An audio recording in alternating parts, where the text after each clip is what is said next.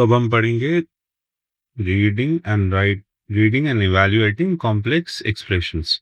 अभी तक हम सिंपल एक्सप्रेशन पढ़ रहे थे, ये भी कोई इतनी कॉम्प्लेक्स नहीं होने वाली। सिंपल एक्सप्रेशंस में बस यही था कि एक ही साइन था दो नंबरों के बीच में, जैसे बोल दिया 125 -1 है ना, या फिर 12 मल्टीप्लाई बाय 4, या फिर 12 डिवाइडेड बाय 4, या फिर 125 + 1, है ना। तो ये सिंपल से हर एक्सप्रेशन के अंदर, हर सिंपल एक्सप्रेशन में सिर्फ एक ही साइन था बीच में, तो वो प्लस था या डिवाइड हो सकता था। डिवाइड हमने देखा नहीं अभी तक, मल्टीप्लाई हो सकता है, माइनस हो सकता है। जब हम कॉम्प्लेक्स एक्सप्रेशंस की बात कर रहे हैं तो इसका मतलब इस एक्सप्रेशन में, एक ही एक्सप्रेशन में सारे साइंस आपको देखने को मिल जाएंगे, जैसे कि कोई भी 5 नंबर सोचो, चलो 5 + 4 मल्टीप्लाई बाय 3 डिवाइडेड बाय 2 -1। अब इसको सॉल्व करो। सो ये इसी इक्वेशन की बात कर रहे हैं, ठीक है। सो देखो पढ़ते हैं। Sometimes when an expression is not accompanied by context, there can be more than one way of evaluating its value. In such cases, we need some tools and rules to specify how exactly the expression has to be evaluated. हमें कुछ tools की, more importantly rules की जरूरत होती है to specify how to exactly calculate the expression, how exactly the expression has to be evaluated करके लिखा हुआ है इन्होंने। इसको कैसे evaluate करना है, तो हमें पता है कैसे evaluate करना है। अगर कोई भी नंबर, हमने क्या बोला था, बोर्ड मास, इसको और तरीके से भी, और भी नाम होते हैं इसके, है ना। बट बोर्ड मास याद रखना कोई मुश्किल नहीं होता है। तो ब्रैकेट के अंदर जो भी इक्वेशन लिखी हुई है, जो भी एक्सप्रेशन लिखा हुआ है, उसको सॉल्व करो बाकी के बोर्ड मास वाले रूल से, है ना, जो कि अभी हम पढ़ेंगे। फिर जब ब्रैकेट के अंदर का सॉल्व कर लोगे, देन ओपन इट। पहले की बात लिख रहा हूँ, ब्रैकेट सॉल्व, पहले ब्रैकेट सॉल्व करो। ब्रैकेट के अंदर भी अगर एक अरिथमेटिक एक्सप्रेशन लिखी हुई है तो उसको भी ऐसे ही रूल से सॉल्व करना है। तो once you solve the bracket, then you open it. फिर क्या करना है, डिवाइड, पहले डिवाइड कर लो, देन मल्टीप्लाई कर दो, देन ऐड कर दो, और देन सब्ट्रैक्ट कर दो। इस तरह से चलोगे तो तुम्हारी कोई भी एक्सप्रेशन आसानी से सॉल्व हो जाएगी। अभी हम पढ़ेंगे इस चैप्टर को, बहुत बड़ा चैप्टर होगा, अल्टीमेटली यही आ जाएगा। एनीवेज देखो, ब्रैकेट ओपन, एक ही बात होती है, ब्रैकेट सॉल्व करना है और ओपन करना है। डिवाइड करो या मल्टीप्लाई करो, कोई फर्क नहीं पड़ता। कभी कभार कंफ्यूज हो जाते हैं बच्चे इस चीज में, तो इसलिए कह देते हैं डिवाइड कर लो पहले, बाद में मल्टीप्लाई करना। अदरवाइज जो डिवाइड लिखा हुआ भी है ना, divided by this number n, इसको कन्वर्ट कर लो मल्टीप्लाई बाय 1/n, सारे मल्टीप्लाई के साइन आ जाएंगे, ठीक है। सो मल्टीप्लाई, और उसके बाद एडिशन और सब्ट्रैक्शन कर लो। पहले ऐड करके बाद में सब्ट्रैक्ट कर लो, पहले सब्ट्रैक्ट करके बाद में ऐड कर लो, कोई फर्क नहीं पड़ता इस चीज से, कोई फर्क नहीं पड़ता। इस चीज को हम पढ़ेंगे एनीवेज। सो अब देखो इस एक्सप्रेशन में हमें क्या करना चाहिए, जो हमने लिखी है इसमें 5 + 4 multiply by 3 divided by 2 -1। BODMAS देखो क्या कहता है, पहले डिवाइड को सॉल्व कर लो, पहले डिवाइड को सॉल्व कर लो, तो 3 डिवाइडेड बाय 2 हो जाएगा, है ना। और हम कह रहे हैं कि आप डिवाइड बाय एनी नंबर को इक्वल टू कर लो, multiply by the same reciprocal of that number, multiply by the reciprocal. तो इस डिवाइड को हटाने के लिए हम यहाँ पे कर देते हैं, इसको लिख देते हैं मल्टीप्लाई बाय 1/2, ठीक है। तो अब हमें क्या सॉल्व करना है, बोर्ड मास, ब्रैकेट तो था नहीं ना, उसको ओपन करना है। डिवाइड मल्टीप्लाई करना था, डिवाइड को हमने मल्टीप्लाई करके 1/2 कर दिया। अब सारे मल्टीप्लाई कर लो एक साथ, तो ये वाले पार्ट सारे मल्टीप्लीकेशन के नंबर से, इनको सॉल्व कर लो। ये हो जाएगा 4 मल्टीप्लाई बाय 3 डिवाइडेड बाय 2, 2 से 4 डिवाइड करोगे 2 आएगा, देखो बेवकूफ खाना हरकत, 4 डिवाइड होगा 2 से तो 2 आ जाएगा। सो इसकी वैल्यू बन जाएगी 2 मल्टीप्लाई बाय 3 = 6। सो इसकी वैल्यू बन जाएगी 6। तो ये एक्सप्रेशन क्या बन जाएगी हमारी, 5 + 6 - 1, ठीक है। तो अब ऐसा करते हैं, पहले पहले ऐड करते हैं फिर सब्ट्रैक्ट करेंगे, इसके बाद इसका उल्टा करेंगे। तो 5 इससे पहले वाला आई होप तुम्हें समझ में आ गया हो। डिवाइड को हमने मल्टीप्लाई करा 1 बटा सेम नंबर से, 1 डिवाइडेड बाय सेम नंबर से, उसको सॉल्व कर लिया बिकॉज डिवीजन मल्टीप्लिकेशन को आपको पहले सॉल्व करना है। हमारे पास आ गया 5 + 6 - 1। अब मैं कह रहा हूँ पहले ऐड कर लेते हैं। 5 + 6 कितना होता है 11 -1 फिर करा, अब माइनस कर रहे हैं तो 11 - 1 क्या बन गया 10। अब यही इक्वेशन 5 + 6 - 1 पहले माइनस कर लो। 6 - 1 क्या होता है 5, उससे पहले क्या लिखा था 5। 5 + 5 कितना हो गया 10, कोई फर्क ही नहीं पड़ा। ये भी 10 आया, ये भी 10 आया, है ना। 5 + 6 - 1 में आप 5 और 6 को ऐड कर लो, बाद में -1 कर दो, या फिर आप 6 में से -1 पहले कर दो फिर उसको ऐड कर दो बचे हुए नंबर 5 में, तो भी 10 आ रहा है। ठीक है, तो एडिशन सब्ट्रैक्शन किसी भी ऑर्डर में करो कोई फर्क नहीं पड़ता। आपको लग रहा है कि ये सिंपल है, चलो खैर एनीवेज इसका आंसर क्या बन रहा है फिर, इस इक्वेशन का आंसर क्या बन रहा है ये लिख देते हैं हम उसके आगे। इस इक्वेशन को हमने सॉल्व किया, उसको आप सॉर्ट ऑफ कॉम्प्लेक्स एक्सप्रेशन, इस एक्सप्रेशन को हमने सॉल्व किया तो उसके बाद ये इसका आंसर आ रहा है 10। सो ये हमें 10 आ रहा है। अगर आपका इससे कुछ डिफरेंट आ रहा है तो ज़रूर बताना कमेंट्स में। एक और मैं कहता हूँ तुमसे कि अब हम प्लस और माइनस वाली चीज़ को थोड़ा सा और एक्सप्लोर कर लेते हैं। पढ़ लेंगे, एनसीईआरटी में भी यही लिखा है सब कुछ, है ना। इस एक्सप्रेशन को छोड़ दोगे। अब चलो, अगर तुमसे कोई कहे सिर्फ 2 नंबर्स के साथ करेंगे, 6 + 6 - 3, 2 नंबर्स के साथ करते हैं तो 3 के साथ नहीं करते। 6 - 3, 6 - 3 का क्या आंसर होता है 3। अगर मैं इसी इक्वेशन को पलट के लिख दूं -3 + 6, तो क्या आंसर हो जाएगा, तो फर्क पड़ रहा है नहीं, 3 का 3 ही रह रहा है। अगर आपको ये लग रहा है कि 3 - 6 या फिर -6 + 3 कोई डिफरेंट चीज़ है, तो आप गलत हैं। 3 में से 6 माइनस होगा तो भी -3 आएगा, और -6 में अगर 3 ऐड करोगे तो भी -3 ही आएगा।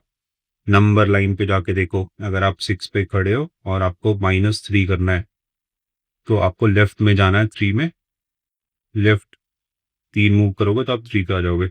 -3 पे खड़े हो नंबर लाइन में और आपको +6 करना है, मतलब राइट में 6 टाइम्स मूव करना है, तो राइट में 6 टाइम्स मूव करोगे, पहली बार जाओगे तो -2, फिर -1, फिर 0, फिर 1 2 3, 6 मूव्स इस तरह से करोगे तो फिर से 3 पे आ जाओगे। ठीक है, सिमिलरली इसको भी सोच सकते हो आप, 3 - 6 को या -6 + 3 को, दोनों में कोई फर्क नहीं पड़ता, है ना। लेकिन अब ये सिर्फ 2 टर्म्स थे, अब आप ये कह रहे हो कि हम टर्म्स ऐसे लें कि उसमें एडिशन और सब्ट्रैक्शन का ऑर्डर चेंज करते हैं तो कोई फ़र्क ना पड़े, तो उसमें हमें 3 टर्म्स लेने चाहिए, 3 टर्म्स लेने चाहिए। तो लेट्स से कि हम इसमें लेते हैं 10 + 12 माइनस, इससे भी बड़ा माइनस कर दो। तो अब देखो इसको क्या कर रहे हैं हम, पहले एडिशन वाले पहले ऐड कर रहे हैं फिर सब्ट्रैक्ट करेंगे। 10 और 12 मिलकर कितने हो रहे हैं 22 माइनस 13, 22 में से 13 चले गए तो कितने बचे 9 बचे। ठीक है, हमने पहले प्लस को सॉल्व किया, बाद में माइनस को सॉल्व किया। अब मैं यहाँ पे पहले माइनस को सॉल्व कर रहा हूँ। इस इक्वेशन को चलो दोबारा लिख देते हैं, 10 + 12 - 13। सो अब मैं माइनस को सॉल्व कर रहा हूँ, तो 12 - 13 क्या बन जाएगा, +12 - 13 क्या होगा, +12 - 13, 12 में से 13 चले जाएंगे तो ये आएगा -1, तो +12 - 13 रिप्लेस हो जाएगा 10 - 1 से।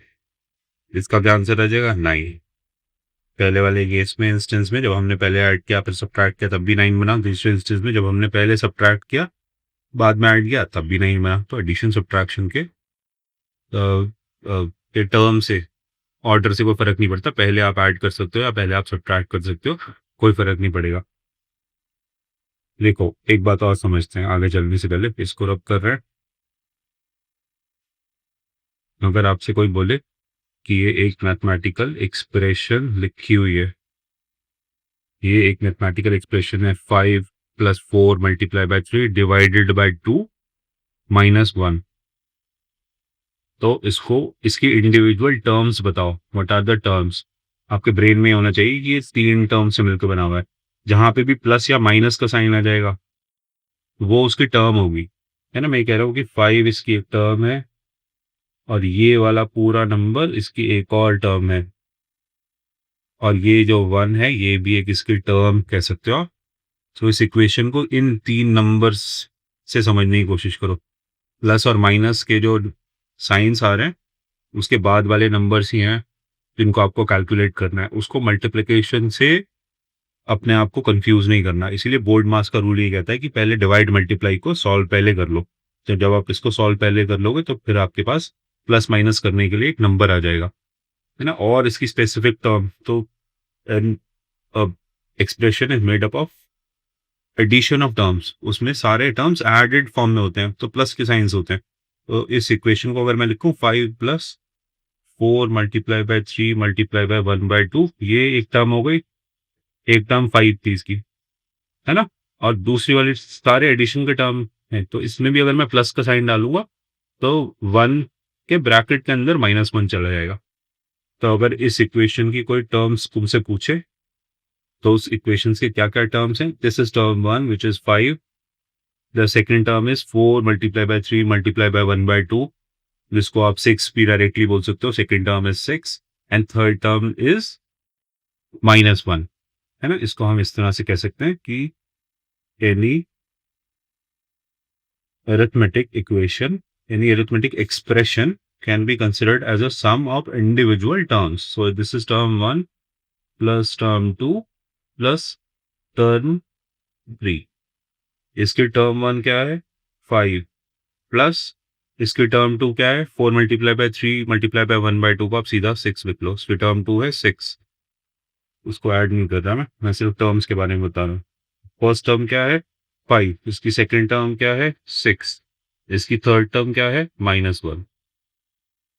ठीक है? थर्ड टर्म है इसकी -1। अब जब तुम इन तीनों टर्म्स को ऐड कर दोगे तो तुम्हें इस एक्सप्रेशन का, अरिथमेटिक एक्सप्रेशन का ही वैल्यू पता चल जाएगी। आप एक किसी भी अरिथमेटिक एक्सप्रेशन को एज सम ऑफ टर्म्स भी सोच सकते हो। अगर आप सम ऑफ टर्म सोचोगे तो जैसे ये टर्म 2 में 6 है, तो आप इस टर्म को 4 मल्टीप्लाई बाय 3 मल्टीप्लाई बाय 1/2 को अपने आप सबसे पहले इसी को सॉल्व करोगे ताकि ये टर्म आपको क्लियर हो जाए। बाद में सिर्फ प्लस माइनसेस रह जाएंगे, उसको तुम आराम से प्लस माइनस में करना आता है। जब हमने इंटीजर्स पढ़े थे तो हमने आराम से तसल्ली से उस चीज़ों को समझा था। ठीक है? सो हम यहाँ स्टार्ट कर रहे हैं अपना reading and evaluating complex expressions 2.2 section, इसी की बात करी हमने। ओके, अब देखो ये कह रहे हैं to give an example with language. Language के रूप में अगर एग्जांपल दें तो look at the following sentences. पहला सेंटेंस है Shalini sat next to a friend with toys. तो Shalini is sitting next to a friend with toys. Friend with toys, already उसके पास उसका जो फ्रेंड है, फ्रेंड के पास टॉयज हैं, है ना? तो ये शालिनी, अगर तुम इस वाले फर्स्ट वाले पिक्चर को देखोगे तो ये वाली शालिनी है जो बैठी है और ये वाली फ्रेंड है, फ्रेंड के पास टॉयज है। इसी सेंटेंस को अगर ऐसे लिख दिया जाए, Shalini sat next to a friend comma with toys. So इसका मतलब Shalini sitting next to a friend and Shalini has the toys. So इस कॉमा लगाने से अगर तुम इस पिक्चर को देखोगे, है ना, Shalini sat next to a friend comma with toys means Shalini has toys. So यहाँ पे ये इस वाली बच्ची के पास, शालिनी के पास टॉयज है and she is sitting next to a friend, friend doesn't have toys. तो यही लिखा है। फर्स्ट टर्म की मीनिंग लिखी है the friend has toys and Shalini sat next to her. और सेकंड जो सेंटेंस है उसकी मीनिंग लिखते हैं Shalini has the toys and she sat with them next to her friend. तो शालिनी के पास टॉयज है नेक्स्ट वाले सेंटेंस में। So this sentence without punctuation, जो कॉमा का यूज कर रहे हैं, could have been interpreted in 2 different ways. इसलिए इसमें कॉमा लगाना जरूरी होता है। कॉमा लगाए बगैर इंग्लिश की टर्म्स ना इधर उधर हो जाती, समझ में नहीं आती कि क्या बात हो रही है। अच्छा, कॉमा जब आप बोल रहे होते तो उसमें कॉमा नजर नहीं आता, तो बोलते टाइम आपको सेंटेंसेस को और क्लियरली बोलना पड़ता है क्योंकि बोलने में कॉमा नहीं होता। लिखते टाइम तो आप कॉमा लगा के समझा सकते हो कि हाँ आप ये बोलने की कोशिश करते हो। So anyway, sentence without the punctuation could have been interpreted in 2 different ways. The appropriate use of comma specifies how the sentence has to be understood. इसी तरह से appropriate use of ब्रैकेट्स को हम यूज करते हैं maths में, है ना, ताकि बता सके कि ये नंबर्स एक साथ बिलोंग करते हैं, ये नंबर्स एक ब्रैकेट में आ रहे हैं सारे के सारे। इस ब्रैकेट को सॉल्व करो पहले ताकि ये ब्रैकेट ओपन हो सके। हम इस तरह से ब्रैकेट्स को यूज करते हैं, या हम किसी और मैथमेटिकल साइंस को यूज करते हैं, है ना, प्लस को, माइनस को, मल्टीप्लाई को, डिवाइड को, ताकि हम उस मैथमेटिकल एक्सप्रेशन का, अरिथमेटिक एक्सप्रेशन को क्लियरली समझ सके कि बात क्या करने की कोशिश कर रही है ये अरिथमेटिक एक्सप्रेशन। सो अभी कह रहे हैं let us see an expression that can be evaluated in more than one way. एक एक्सप्रेशन देखते हैं जिसको अगर आपको रूल्स नहीं मालूम होंगे तो आप उसको you can evaluate it in more than one way. So एक एग्जांपल उन्होंने बोला है, मलेश ब्रॉड 30 मार्बल्स, 30 मार्बल लेकर आया लड़का to the playground. Arun brought 5 bags of marbles with 4 marbles in each bag.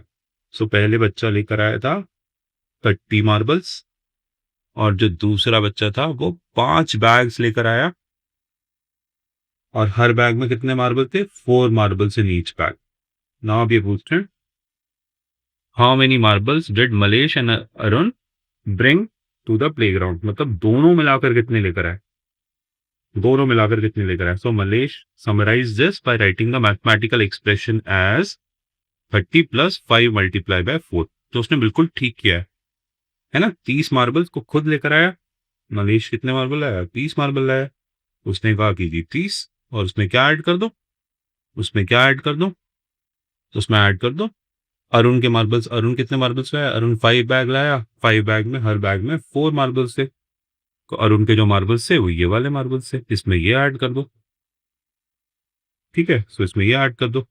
सो इसने ये जो एक्सप्रेशन लिखी है, मैथमेटिकल एक्सप्रेशन, अरिथमेटिक एक्सप्रेशन, इसने बिल्कुल ठीक लिखी।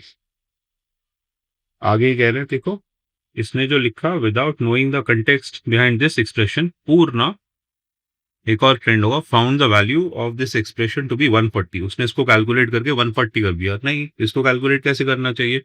30 + 5 मल्टीप्लाई बाय 4 का क्या मतलब होता है? पहले पहले 5 पहले हमें डिवाइड मल्टीप्लिकेशन को सॉल्व करना चाहिए, फिर हमें एडिशन सब्ट्रैक्शन पे जाना चाहिए।